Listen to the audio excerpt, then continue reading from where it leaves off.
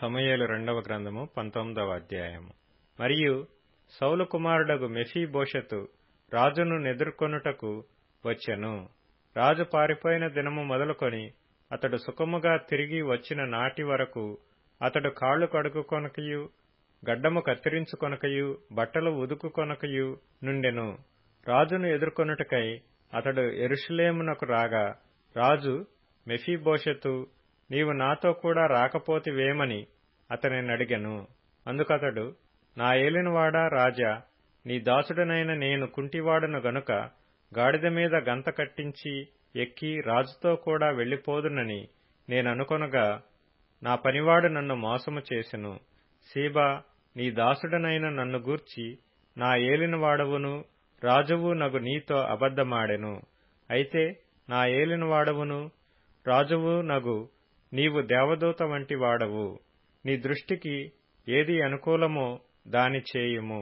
నా తండ్రి ఇంటి వారందరూ నా ఏలినవాడవును రాజువు నగు నీ దృష్టికి మృతుల వంటి వారై ఉండగా నీవు నీ బల్ల యొద్ద భోజనము చేయువారిలో నీ దాసుడనైన నన్ను చేర్చితివి. కాబట్టి ఇకను రాజువైన నీకు మొరపెట్టుటకు నాకేమి న్యాయమని అనగా, రాజు, నీ సంగతులను నీవిక ఎందులకు ఎత్తెదవు?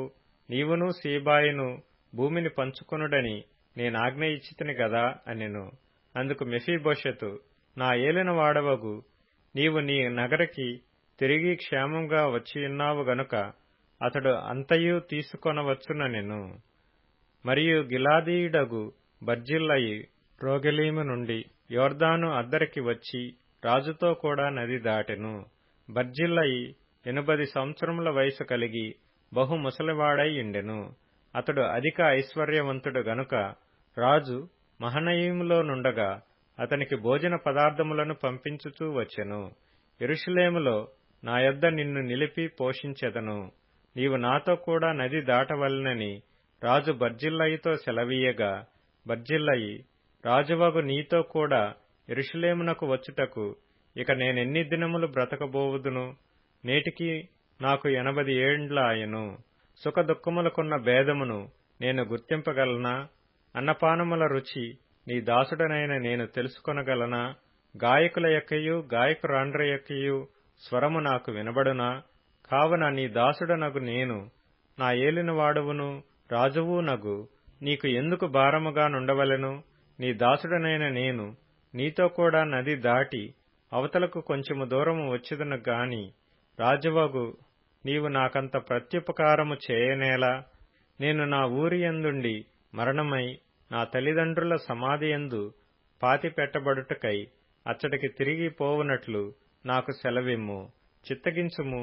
నీ దాసుడగు కింహాము నా ఏలినవాడవును రాజువు నగు నీతో కూడా వచ్చుటకు సెలవిమ్ము.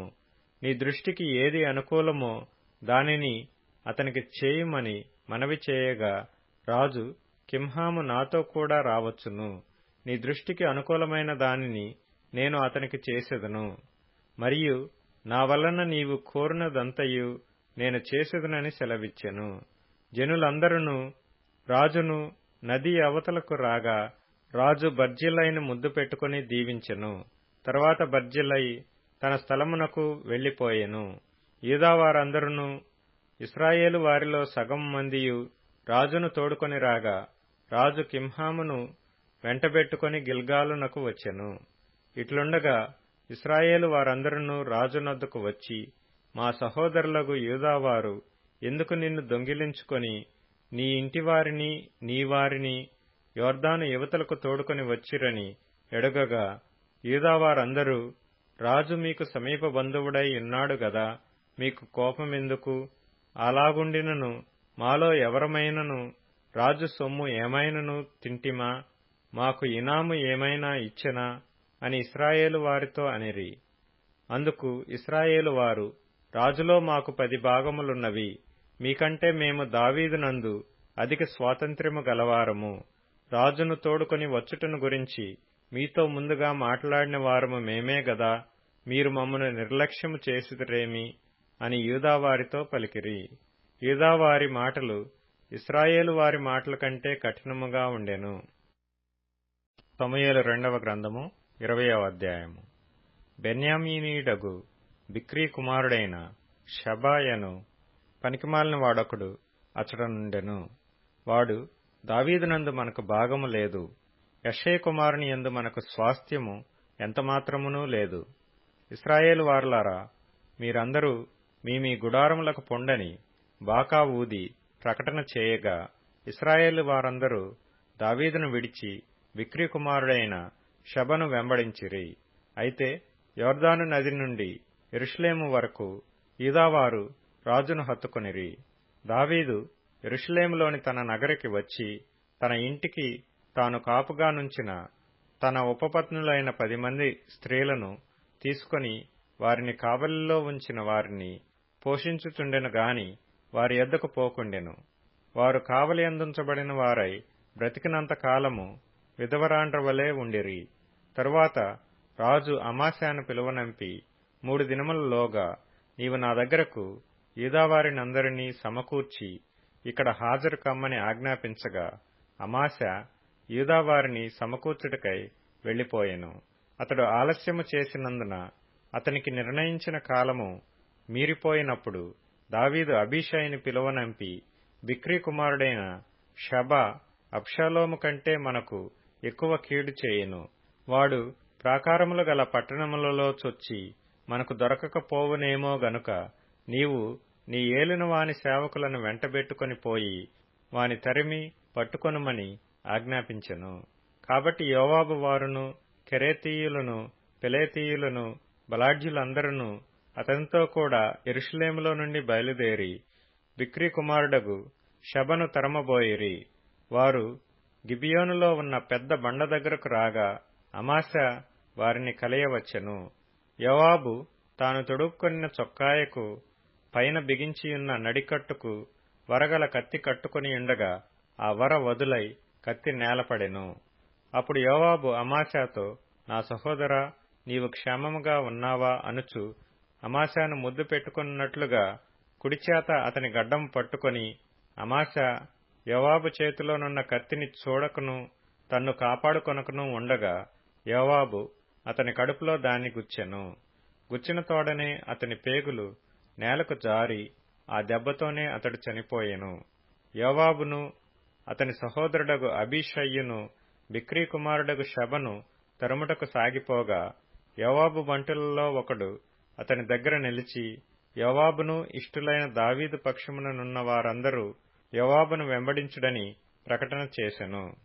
అమాశా రక్తములో పొర్లుచు మార్గమున పడియుండగా అచ్చోటికి వచ్చిన జనులందరూ నిలిచియుండుట ఆ మనుష్యుడు చూచి అమాశాను మార్గము నుండి చేనిలోనికి లాగి, మార్గస్థులందరూ నిలిచి తేరి చూడకుండా శవము మీద బట్ట కప్పెను.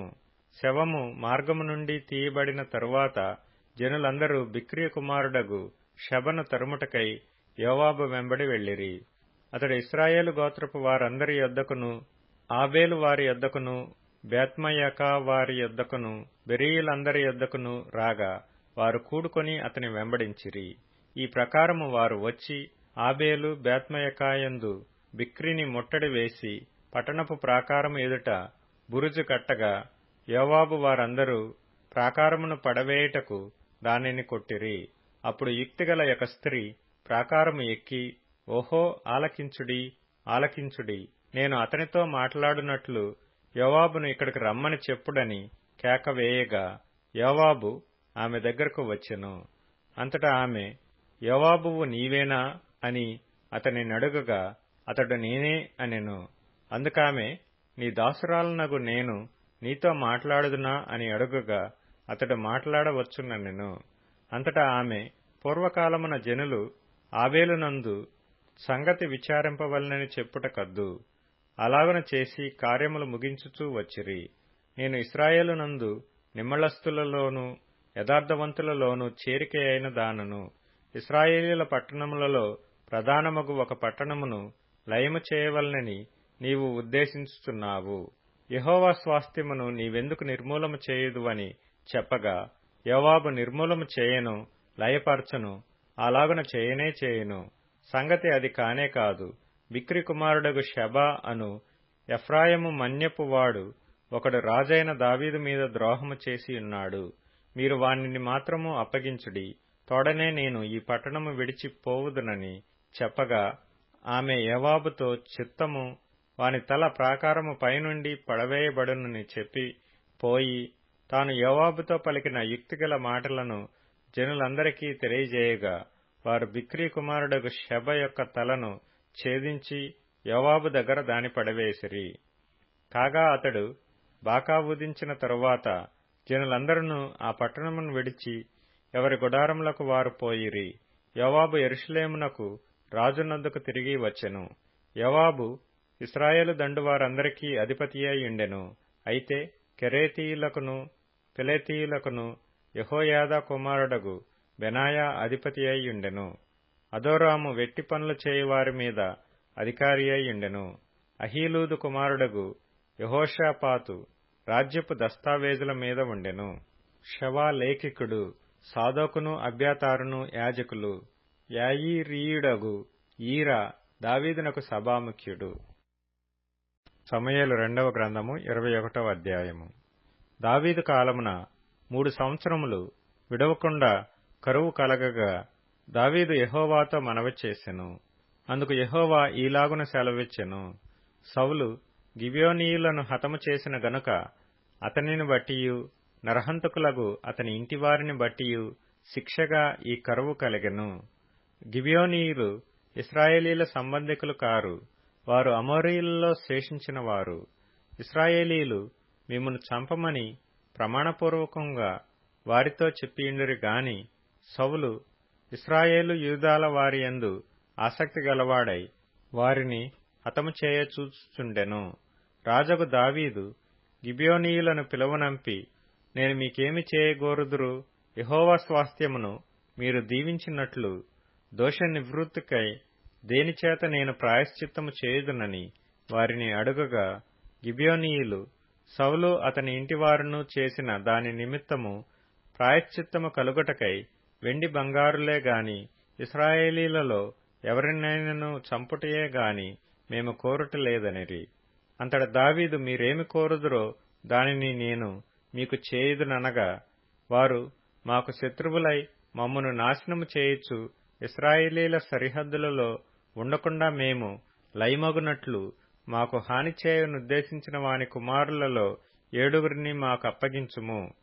యెహోవా ఏర్పరచుకొనిన సౌలు గిబియా పట్టణములో యెహోవా సన్నిధిని మేము వారిని ఉరితీసెదమని రాజుతో మనవి చేయగా, రాజు, నేను వారిని అప్పగించెదనెను. తానును సౌలు కుమారుడగు యోనాతానును యెహోవా నామమును బట్టి ప్రమాణము చేసియున్న హేతువు చేత రాజు సౌలు కుమారుడగు యోనాతానునకు పుట్టిన మెఫీబోషెతును అప్పగింపక, అయ్యా కుమార్తెయగు రిస్పా సౌలునకు కనిన 2 కుమారులగు అర్మోనిని మెఫీబోషెతును, సౌలు కుమార్తెయగు మెరాబు మెహోలతీయుడగు బర్జిలై కుమారుడైన అద్రియేలునకు కనిన 5 కుమారులను పట్టుకొని గిబియోనీయులకు అప్పగించెను. వారు ఈ 7 తీసుకొని పోయి కొండమీద యెహోవా సన్నిధిని ఉరితీసిరి. ఆ 7 ఏకరీతినే చంపబడిరి. కోతకాలమున యవలకోత యారంభమందు వారు మరణమైరి. అయ్యా కుమార్తెయగు రిస్పా గోనెపట్ట తీసుకొని కొండపైన పరుచుకొని కోత కాలారంభము మొదలుకొని ఆకాశము నుండి వర్షము ఆ కళేబరముల మీద కురియు వరకు అచటనే ఉండి, పగలు ఆకాశ పక్షులు వాటి మీద వాలకుండను, రాత్రి అడవి మృగములు దగ్గరకు రాకుండను వాటిని కాచుచుండగా, అయ్యా కుమార్తెయగు రిస్పా అను సౌలు ఉపపత్ని చేసినది దావీదునకు వినబడెను. కాబట్టి దావీదు పోయి సౌలు ఎముకలను, అతని కుమారుడైన యోనాతాను ఎముకలను యాబేష్గిలాదు వారి యొద్ద నుండి తెప్పించెను. ఫిలిష్తీయులు గిల్బోవలో సౌలును హతము చేసినప్పుడు వారు సౌలును యోనాతానును బేత్షాను పట్టణపు వీధిలో వ్రేలాడగట్టగా, యాబేష్గిలాదు వారు వారి ఎముకలను అచ్చటి నుండి దొంగిలి తెచ్చియుండిరి. కావున దావీదు వారి యొద్ద నుండి సౌలు ఎముకలను అతని కుమారుడైన యోనాతాను ఎముకలను తెప్పించెను. రాజాజ్ఞను బట్టి ఉరితీయబడిన వారి ఎముకలను జనులు సమకూర్చిరి. సౌలు ఎముకలను అతని కుమారుడైన యోనాతాను ఎముకలను బెన్యామీనీల దేశమునకు చేరిన శాలాలోనున్న సౌలు తండ్రియగు కీషు సమాధియందు పాతిపెట్టిరి. రాజు ఇలాగ చేసిన తరువాత దేశము కొరకు చేయబడిన విజ్ఞాపనమును దేవుడు అంగీకరించెను. ఫిలిష్తీయులకును ఇశ్రాయేలీలకును యుద్ధము మరలా జరుగగా దావీదు తన సేవకులతో కూడా దిగిపోయి ఫిలిష్తీయులతో యుద్ధము చేయనప్పుడు అతడు సొమ్మసిల్లెను. అప్పుడు రెఫాయీయుల సంతతివాడగు ఇష్బి బెనోబా అను ఒకడు ఉండెను. అతడు ధరించిన ఖడ్గము క్రొత్తది, వాని ఈటె 300 తులముల ఎత్తు ఇత్తడి గలది. నేను దావీదును చంపెదనని అతడు చెప్పియుండెను. సెరూయా కుమారుడైన అబీషై రాజును ఆదుకొని ఆ ఫిలిష్తీయుని కొట్టి చంపెను. దావీదు జనులు దీని చూచి, ఇశ్రాయేలీలకు దీపమగు నీవు ఆరిపోకుండునట్లు నీవు ఇక మీదట మాతో కూడా యుద్ధమునకు రావద్దని అతని చేత ప్రమాణము చేయించిరి. అటు తర్వాత ఫిలిష్తీయులతో గోబు దగ్గర మరలా యుద్ధము జరగగా హుషాతీయుడైన సిబ్బెకై రెఫాయీయుల సంతతి వాడగు సఫూను చంపెను. తరువాత గోబు దగ్గర ఫిలిష్తీయులతో ఇంకొకసారి యుద్ధము జరగగా అక్కడ బెత్లెహేమీయుడైన యహరేయోరెగీము ఎల్హానాను గిత్తీయుడైన గొల్యాతు సహోదరుని చంపెను. వాని ఈటె కర్ర నేతగాని దోనె అంత గొప్పది. ఇంకొక యుద్ధము గాతు దగ్గర జరిగెను. అక్కడ మంచి ఎత్తరి ఒకడుండెను. ఒక్కొక్క చేతికి 6 వ్రేళ్లును 24 వ్రేళ్లు అతనికుండెను. అతడు రెఫాయీయుల సంతతివాడు. అతడు ఇశ్రాయేలీలను తిరస్కరించుచుండగా దావీదు సహోదరుడైన షిమ్యాకు పుట్టిన యోనాతాను అతనిని చంపెను. ఈ నలుగురును గాతులోనున్న రెఫాయీయుల సంతతి వారై దావీదు వలనను అతని సేవకుల వలనను హతులైరి. కీర్తనల గ్రంథం 69వ కీర్తన. నేను బాధపడిన వాడనై వ్యాకులపడుచున్నాను. దేవా, నీ రక్షణ నన్ను ఉద్ధరించునుగాక. కీర్తనలతో నేను దేవుని నామమును స్తుతించెదను. కృతజ్ఞతాస్తుతులతో నేనాయనను ఘనపరచెదను. ఎద్దు కంటెను కొమ్ములును డెక్కలను గల కోడె కంటెను అది యెహోవాకు ప్రీతికరము. బాధపడువారు దాని చూచి సంతోషించుదురు. దేవుని వెదకువారలారా, మీ ప్రాణము తెప్పరిల్లునుగాక. యెహోవా దరిద్రుల మొర్ర ఆలకించువాడు. ఖైదులో నుంచబడిన తన వారిని ఆయన తృణీకరించువాడు కాడు. భూమి ఆకాశములు ఆయనను స్తుతించునుగాక. సముద్రములను వాటియందు సంచరించు సమస్తమును ఆయనను స్తుతించునుగాక. దేవుడు సీయోనును రక్షించును. ఆయన యూదా పట్టణములను కట్టించును. జనులు అక్కడ నివసించెదరు. అది వారి వశమగును. ఆయన సేవకుల సంతానము దానిని స్వతంత్రించుకొనును. ఆయన నామమును ప్రేమించువారు అందులో నివసించెదరు. సామెతల గ్రంథం 15వ అధ్యాయం. బుద్ధిమంతుని మనస్సు జ్ఞానము వెదుకును. బుద్ధిహీనులు మూఢత్వము భుజించెదరు. బాధపడువాని దినములన్నీయు శ్రమకరములు. సంతోష హృదయునికి నిత్యము విందు కలుగును. యోహాను సువార్త 12వ అధ్యాయం. మరునాడు ఆ పండుగకు వచ్చిన బహు జనసమూహము యేసు యెరూషలేమునకు వచ్చుచున్నాడని విని ఖర్జూరపు మట్టలు పట్టుకొని ఆయనను ఎదుర్కొనబోయి, జయము, ప్రభువు పేరిట వచ్చుచున్న ఇశ్రాయేలు రాజు స్తుతింపబడునుగాక అని కేకలు వేసిరి. సీయోను కుమారీ, భయపడకుము, ఇదిగో నీ రాజు గాడిద పిల్ల మీద ఆసీనుడై వచ్చుచున్నాడు అని వ్రాయబడిన ప్రకారము యేసు ఒక చిన్న గాడిదను కనుగొని దానిమీద కూర్చుండెను. ఆయన శిష్యులు ఈ మాటలు మొదట గ్రహింపలేదు గాని యేసు మహిమపరచబడినప్పుడు అవి ఆయనను గూర్చి వ్రాయబడిననియు వారాయనకు వాటిని చేసిరనియు జ్ఞాపకమునకు తెచ్చుకొనిరి. ఆయన లాజరును సమాధిలో నుండి పిలిచి మృతులలో నుండి అతన్ని లేపినప్పుడు ఆయనతో కూడా ఉండిన జనులు సాక్ష్యమిచ్చిరి. అందుచేత ఆయన ఆ సూచక క్రియ చేసెనని జనులు విని ఆయనను ఎదుర్కొనబోయిరి. కావున పరిసయ్యులు ఒకరితో ఒకరు, మన ప్రయత్నములెట్లు నిష్ప్రయోజనమైపోయెనవో చూడిడి. ఇదిగో, లోకము ఆయన వెంట పోయినదని చెప్పుకొనిరి. ఆ పండుగలో ఆరాధింపవచ్చిన వారిలో కొందరు గ్రీసు దేశస్థులు ఉండిరి. వారు గలిలయలోని బెత్సయిదా వాడైన ఫిలిప్పు నొద్దకు వచ్చి, అయ్యా, మేము యేసును చూడగోరుచున్నామని అతనితో చెప్పగా, ఫిలిప్పు వచ్చి ఆంద్రెయతో చెప్పాను. ఆంద్రెయ ఫిలిప్పును వచ్చి యేసుతో చెప్పిరి. అందుకు యేసు వారితో ఇట్లనెను, మనుష్య కుమారుడు మహిమ పొందవలసిన గడియ వచ్చియున్నది. గోదుమ గింజ భూమిలో పడి చావకుండిన ఎడల అది ఒంటిగానే యుండును, అది చచ్చిన ఎడల విస్తారంగా ఫలించును. తన ప్రాణమును ప్రేమించువాడు దానిని పోగొట్టుకొనును. ఈ లోకములో తన ప్రాణమును ద్వేషించువాడు నిత్యజీవము కొరకు దానిని కాపాడుకొనునని మీతో నిశ్చయముగా చెప్పుచున్నాను.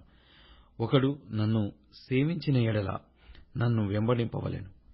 అప్పుడు నేను ఎక్కడ ఉందునో అక్కడ నా సేవకుడును ఉండును. ఒకడు నన్ను సేవించిన ఎడల నా తండ్రి అతనిని ఘనపరచును. ఇప్పుడు నా ప్రాణము కలవరపడుచున్నది. నేనేమందును, తండ్రి, ఈ గడియ తటస్థింపకుండా నన్ను తప్పించుము. అయినను ఇందుకోసరమే నేను ఈ గడియకు వచ్చితిని. తండ్రి, నీ నామము మహిమపరచుమని చెప్పెను. అంతటా నేను దానిని మహిమపరిచితిని, మరల మహిమపరతును అని ఒక శబ్దము ఆకాశము నుండి వచ్చెను. కాబట్టి అక్కడ నిల్చుండి వినిన జనసమూహము ఉరిమెను అనిరి. మరికొందరు, దేవదూత ఒకడు ఆయనతో మాటలాడెననిరి. అందుకు యేసు, ఈ శబ్దము నా కొరకు రాలేదు, మీ కొరకే వచ్చెను. ఇప్పుడు ఈ లోకమునకు తీర్పు జరుగుచున్నది. ఇప్పుడు ఈ లోకాధికారి బయటకు త్రోసివేయబడును. నేను భూమి మీద నుండి పైకెత్తబడిన ఎడల అందరినీ నా యొద్దకు ఆకర్షించుకొందునని చెప్పెను. తాను ఏ విధముగా మరణము పొందవలసియుండెనో సూచించుచు ఆయన ఈ మాట చెప్పెను.